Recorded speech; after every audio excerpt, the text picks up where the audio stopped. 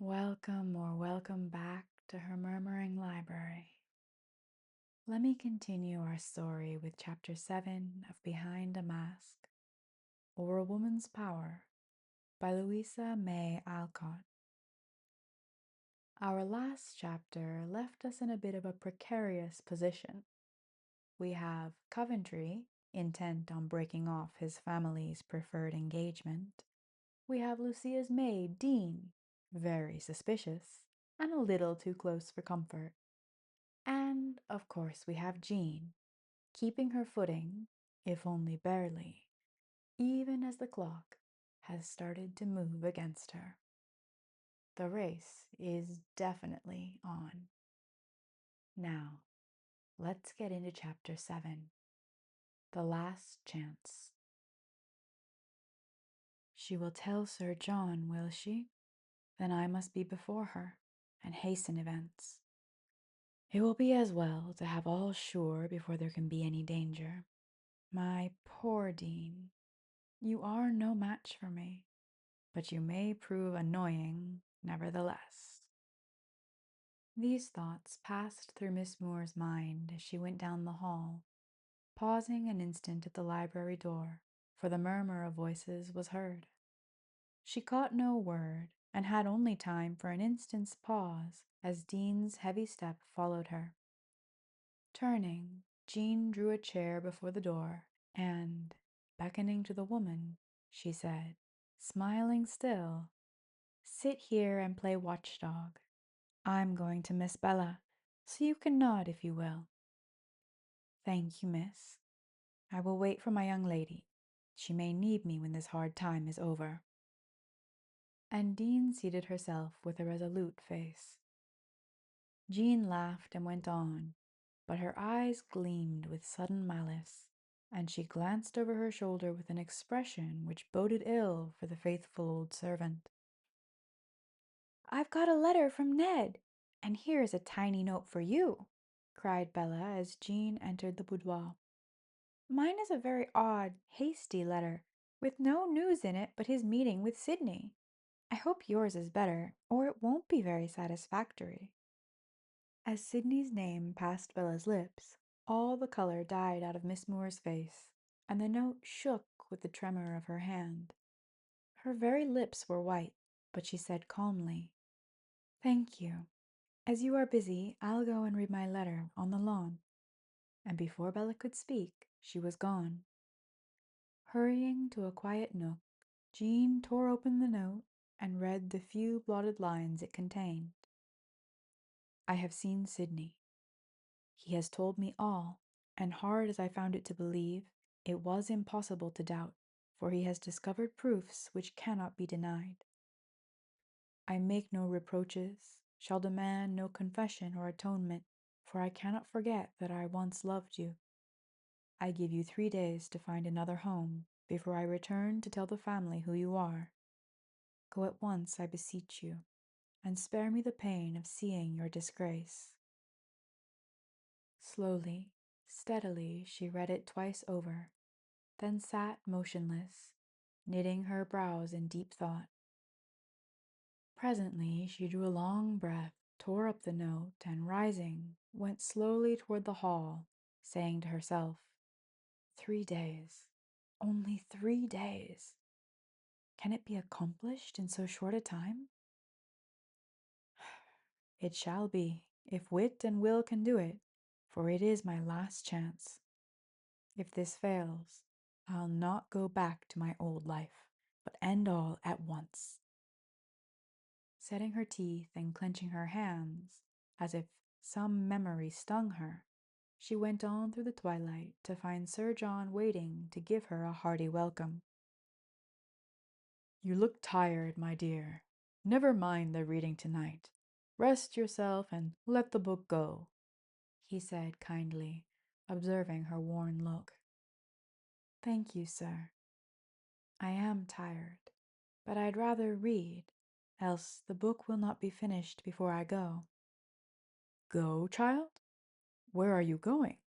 demanded Sir John, looking anxiously at her as she sat down.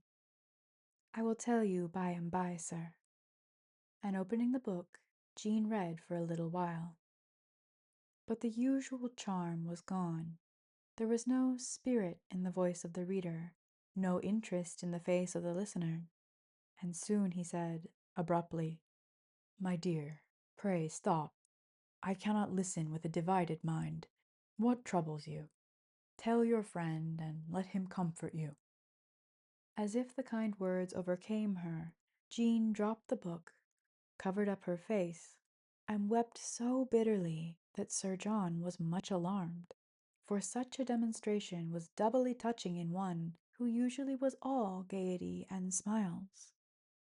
As he tried to soothe her, his words grew tender, his solicitude full of a more than paternal anxiety, and his kind heart overflowed with pity and affection for the weeping girl. As she grew calmer, he urged her to be frank, promising to help and counsel her, whatever the affliction or fault might be. "Ah, you are too kind, too generous.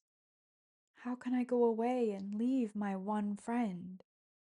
sighed Jean, wiping the tears away and looking up at him with grateful eyes. "Then you do care a little for the old man?" said Sir John with an eager look, an involuntary pressure of the hand he held. Jean turned her face away and answered, very low, "No one ever was so kind to me as you have been. Can I help caring for you more than I can express?" Sir John was a little deaf at times, but he heard that and looked well pleased. He had been rather thoughtful of late, had dressed with unusual care, been particularly gallant and gay when the young ladies visited him, and more than once, when Jean paused in the reading to ask a question, he had been forced to confess that he had not been listening, though, as she well knew, his eyes had been fixed upon her. Since the discovery of her birth, his manner had been particularly benignant, and many little acts had proved his interest and goodwill. Now, when Jean spoke of going, a panic seized him, and desolation seemed to fall about the old hall. Something in her unusual agitation struck him as peculiar and excited his curiosity. Never had she seemed so interesting as now, when she sat beside him with tearful eyes, and some soft trouble in her heart which she dared not confess. "Tell me everything, child, and let your friend help you if he can." Formerly he said "father" or "old man," but lately he always spoke of himself as her friend. "I will tell you, for I have no one else to turn to. I must go away because Mr. Coventry has been weak enough to love me." "What? Gerald!" cried Sir John, amazed.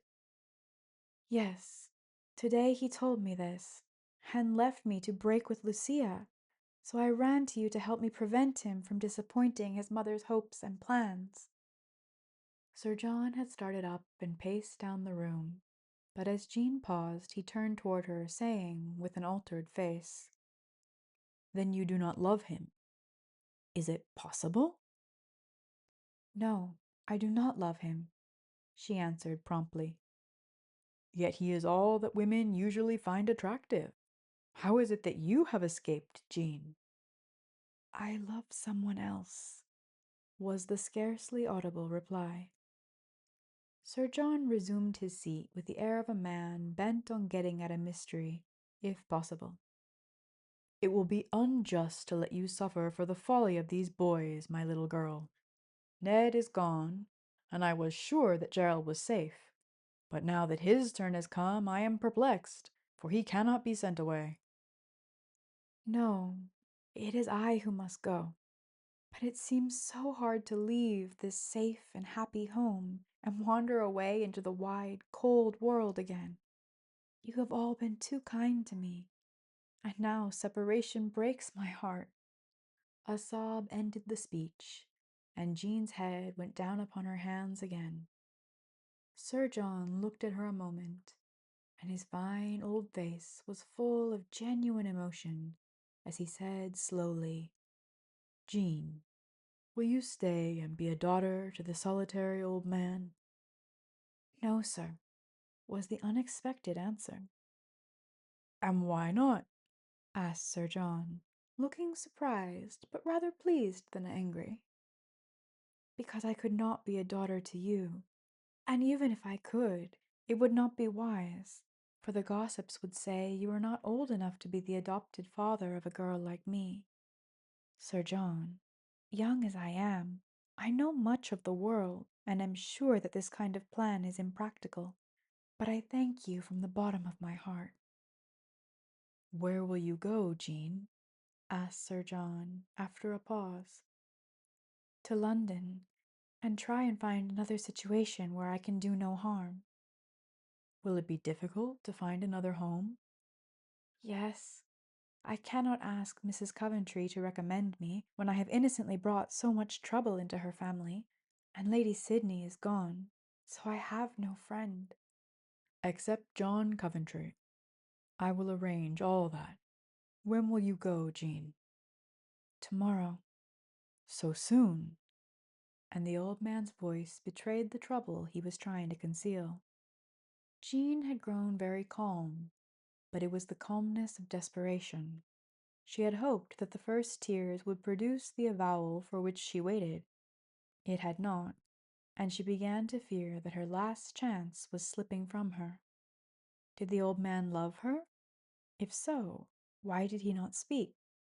Eager to profit by each moment, she was on the alert for any hopeful hint, any propitious word, look, or act, and every nerve was strung to the utmost. "Jean, may I ask one question?" said Sir John. "Anything of me, sir." "This man whom you love, can he not help you?" "He could if he knew, but he must not." "If he knew what? Your present trouble?" "No, my love." "He does not know this, then?" "No, thank heaven, and he never will." "Why not?" "Because I am too proud to own it." "He loves you, my child?" "I do not know. I dare not hope it," murmured Jean. "Can I not help you here? Believe me, I desire to see you safe and happy. Is there nothing I can do?" "Nothing, nothing." "May I know the name?" "No. Let me go. I cannot bear this questioning." And Jean's distressful face warned him to ask no more. "Forgive me, and let me do what I may. Rest here quietly. I'll write a letter to a good friend of mine, who will find you a home if you leave us." As Sir John passed into his inner study, Jean watched him with despairing eyes and wrung her hands, saying to herself, "Has all my skill deserted me when I need it most? How can I make him understand, yet not overstep the bounds of maiden modesty? He is so blind, so timid, or so dull, he will not see, and time is going fast. What shall I do to open his eyes?" Her own eyes roved about the room, seeking for some aid from inanimate things, and soon she found it. Close behind the couch where she sat hung a fine miniature of Sir John. At first her eye rested on it as she contrasted its placid comeliness with the unusual pallor and disquiet of the living face seen through the open door, as the old man sat at his desk, trying to write and casting covert glances at the girlish figure he had left behind. Affecting unconsciousness of this, Jean gazed on as if forgetful of everything but the picture, and suddenly, as if obeying an irresistible impulse, she took it down, looked long and fondly at it, then, shaking her curls about her face as if to hide the act, pressed it to her lips and seemed to weep over it in an uncontrollable paroxysm of tender grief. A sound startled her, and like a guilty thing she turned to replace the picture, but it dropped from her hand as she uttered a faint cry and hid her face, for Sir John stood before her with an expression which she could not mistake. "Jean, why did you do that?" he asked in an eager, agitated voice. No answer, as the girl sank lower, like one overwhelmed with shame. Laying his hand on the bent head and bending his own, he whispered, "Tell me, is the name John Coventry?" Still no answer, but a stifled sound betrayed that his words had gone home. "Jean, shall I go back and write the letter? Or may I stay and tell you that the old man loves you better than a daughter?" This comparison is just nuts. Okay, anyway, we should edit that out. She did not speak, but a little hand stole out from under the falling hair as if to keep him. With a broken exclamation, he seized it, drew her up into his arms, and laid his gray head on her fair one, too happy for words. For a moment, Jean Moore enjoyed her success. Then, fearing lest some sudden mishap should destroy it, she hastened to make all secure. Looking up with well-feigned timidity and half-confessed affection, she said softly, "Forgive me that I could not hide it better. I meant to go away and never tell it, but you were so kind, and it made the parting doubly hard. Why did you ask such dangerous questions? Why did you look when you should have been writing my dismissal?" "How could I dream that you loved me, Jean, when you refused the only offer I dared make? Could I be presumptuous enough to fancy you would reject young lovers for an old man like me?" asked Sir John, caressing her. "You are not old to me, but everything I love and honor," interrupted Jean, with a touch of genuine remorse, as this generous, honorable gentleman gave her both heart and home, unconscious of deceit. "It is I who am presumptuous, to dare to love one so far above me. But I did not know how dear you were to me till I felt that I must go. I ought not accept this happiness. I am not worthy of it, and you will regret your kindness when the world blames you for giving a home to one so poor and plain and humble as I." "Hush, my darling. I care nothing for the idle gossips of the world. If you are happy here, let tongues wag as they will. I shall be too busy enjoying the sunshine of your presence to heed anything that goes on about me. But, Jean, are you sure you love me? It seems incredible that I should win the heart that has been so cold to younger, better men than I." "Dear Sir John, be sure of this.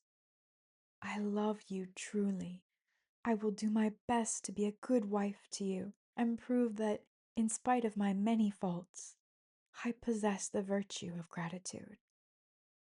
If he had known the strait she was in, he would have understood the cause of the sudden fervor of her words, the intense thankfulness that shone in her face, the real humility that made her stoop and kiss the generous hand that gave so much.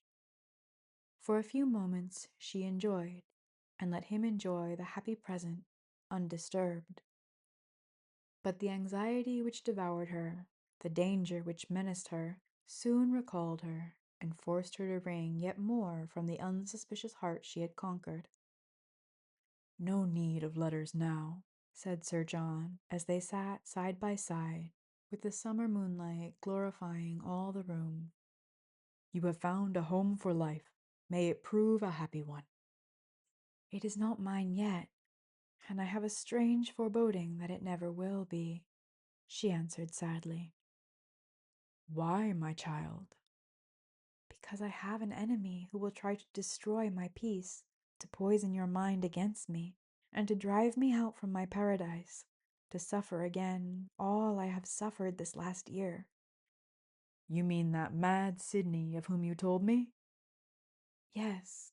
As soon as he hears of this good fortune to poor little Jean, he will hasten to mar it. He is my fate. I cannot escape him. And wherever he goes, my friends desert me, for he has the power and uses it for my destruction. Let me go away and hide before he comes, for having shared your confidence. It will break my heart to see you distrust and turn from me instead of loving and protecting. My poor child, you are superstitious. Be easy. No one can harm you now. No one would dare attempt it. And as for my deserting you, that will soon be out of my power if I have my way. How, dear Sir John? Asked Jean, with a flutter of intense relief at her heart, for the way seemed smoothing before her. I will make you my wife at once, if I may. This will free you from Gerald's love, protect you from Sydney's persecution, give you a safe home, and me the right to cherish and defend with heart and hand. Shall it be so, my child? Yes, but oh, remember that I have no friend but you. Promise me to be faithful to the last, to believe in me, to trust me, protect and love me, in spite of all misfortunes, faults, and follies. I will be true as steel to you and make your life as happy as it deserves to be.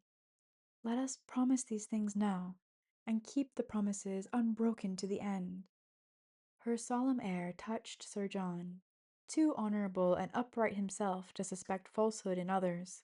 He saw only the natural impulse of a lovely girl in Jean's words, and, taking the hand she gave him in both of his, he promised all she asked, and kept that promise to the end. She paused an instant with a pale, absent expression, as if she searched herself, then looked up clearly in the confiding face above her, and promised what she faithfully performed in after years. When shall it be, little sweetheart? I leave all to you, only let it be soon, else some gay young lover will appear and take you from me, said Sir John playfully, anxious to chase away the dark expression which had stolen over Jean's face. Can you keep a secret? Asked the girl, smiling up at him all her charming self again. Try me. I will. Edward is coming home in 3 days. I must be gone before he comes. Tell no one of this. He wishes to surprise them. And if you love me, tell nobody of your approaching marriage. Do not betray that you care for me until I am really yours. There will be such a stir, such remonstrances, explanations, and reproaches that I shall be worn out and run away from you all to escape the trial. If I could have my wish, I would go to some quiet place tomorrow and wait till you come for me. I know so little of such things, I cannot tell how soon we may be married. Not for some weeks, I think. Tomorrow, if we like. A special license permits people to marry when and where they please. My plan is better than yours. Listen, and tell me if it can be carried out.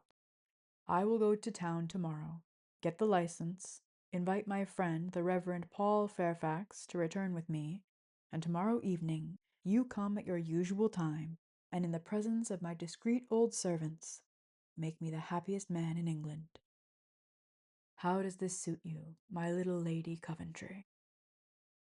The plan which seemed made to meet her ends, the name which was the height of her ambition, and the blessed sense of safety which came to her filled Jean Moore with such an intense satisfaction that tears of real feeling stood in her eyes, and the glad assent she gave was the truest word that had passed her lips for months.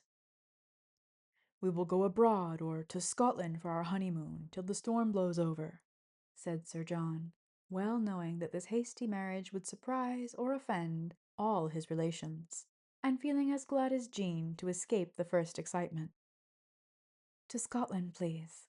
I long to see my father's home, said Jean, who dreaded to meet Sydney on the continent.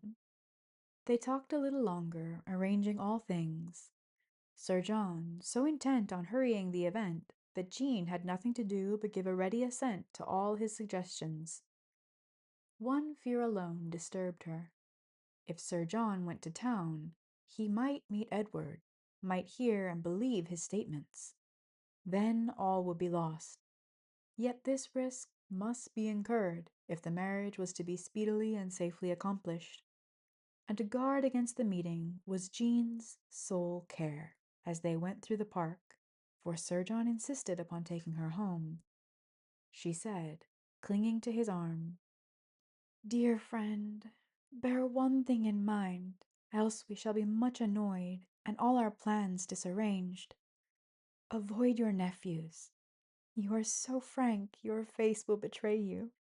They both love me, are both hot-tempered, and in the first excitement of the discovery might be violent. You must incur no danger, no disrespect for my sake, so shun them both till we are safe, particularly Edward. He will feel that his brother has wronged him, and that you have succeeded where he failed. This will irritate him, and I fear a stormy scene. Promise to avoid both for a day or two. Do not listen to them. Do not see them. Do not write to or receive letters from them. It is foolish, I know, but you are all I have, and I am haunted by a strange foreboding that I am to lose you." Touched and flattered by her tender solicitude, Sir John promised everything, even while he laughed at her fears. Love blinded the good gentleman to the peculiarity of the request. The novelty, romance, and secrecy of the affair rather bewildered, though it charmed him, and the knowledge that he had outrivaled 3 young and ardent lovers gratified his vanity more than he would confess. Parting from the girl at the garden gate, he turned homeward, feeling like a boy again, and loitered back, humming a love lay, quite forgetful of evening damps, gout, and the 55 years which lay so lightly on his shoulders since Jean's arm had rested there. She hurried toward the house, anxious to escape Coventry, but he was waiting for her, and she was forced to meet him. "How could you linger so long and keep me in suspense?" he said reproachfully as he took her hand and tried to catch a glimpse of her face in the shadow of her hat brim. "Come and rest in the grotto. I have so much to say, to hear, and enjoy." "Not now. I am too tired. Let me go in and sleep. Tomorrow we will talk. It is damp and chilly, and my head aches with all this worry." Jean spoke wearily, yet with a touch of petulance, and Coventry, fancying that she was piqued at his not coming for her, hastened to explain with eager tenderness. "My poor little Jean, you do need rest. We wear you out among us, and you never complain. I should have come to bring you home, but Lucia detained me, and when I got away I saw my uncle had forestalled me. I shall be jealous of the old gentleman if he is so devoted. Jean, tell me one thing before we part. I am free as air now, and have a right to speak. Do you love me? Am I the man who has won your heart? I dare to think so, to believe that this telltale face of yours has betrayed you, and to hope that I have gained what poor Ned and wild Sydney have lost." "Before I answer, tell me of your interview with Lucia. I have a right to know," said Jean.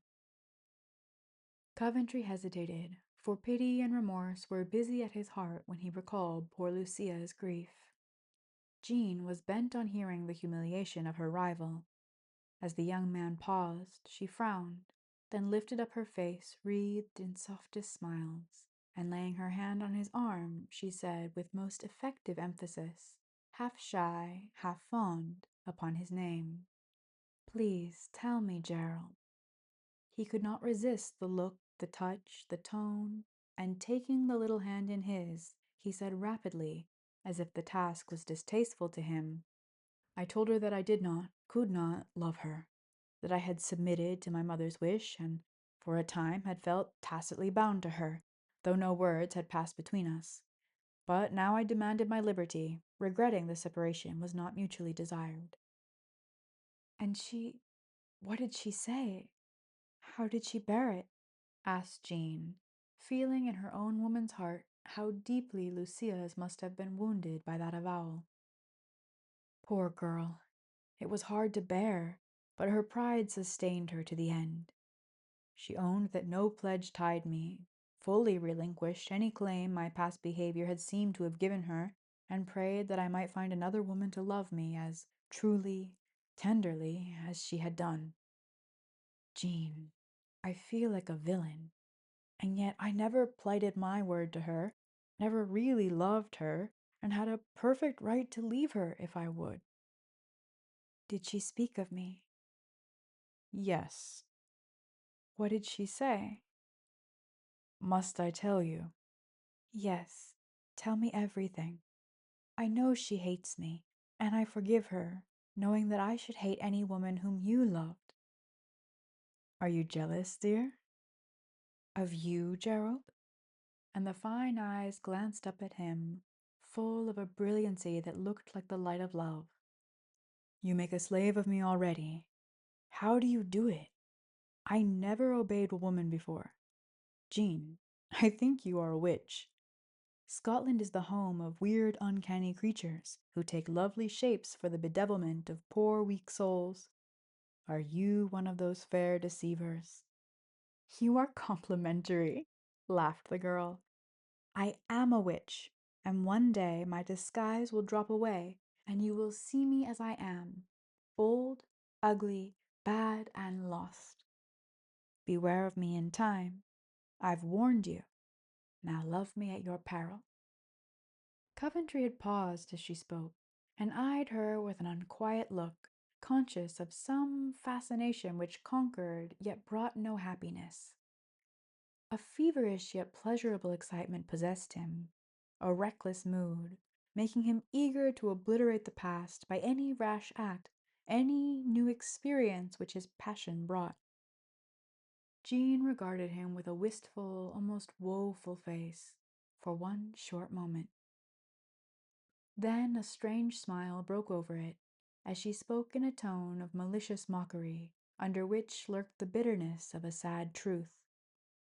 Coventry looked half bewildered, and his eye went from the girl's mysterious face to a dimly lighted window, behind whose curtains poor Lucia hid her aching heart, praying for him the tenderest prayers that loving women give to those whose sins are all forgiven for love's sake. His heart smote him, and a momentary feeling of repulsion came over him as he looked at Jean. She saw it, felt angry, yet conscious of a sense of relief, for now that her own safety was so nearly secured, she felt no wish to do mischief, but rather a desire to undo what was already done, and be at peace with all the world. To recall him to his allegiance, she sighed and walked on, saying gently yet coldly, "Will you tell me what I ask before I answer your question, Mr. Coventry?" What Lucia said of you? Well, it was this. Beware of Miss Moore. We instinctively distrusted her when we had no cause. I believe in instincts, and mine have never changed, for she has not tried to delude me. Her art is wonderful. I feel yet cannot explain or detect it, except in the workings of events, which her hand seems to guide. She has brought sorrow and dissension into this hitherto happy family. We are all changed, and this girl has done it. Me she can harm no further, but you she will ruin if she can.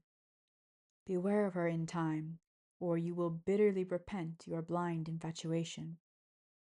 "And what answer did you make?" asked Jean, as the last words came reluctantly from Coventry's lips.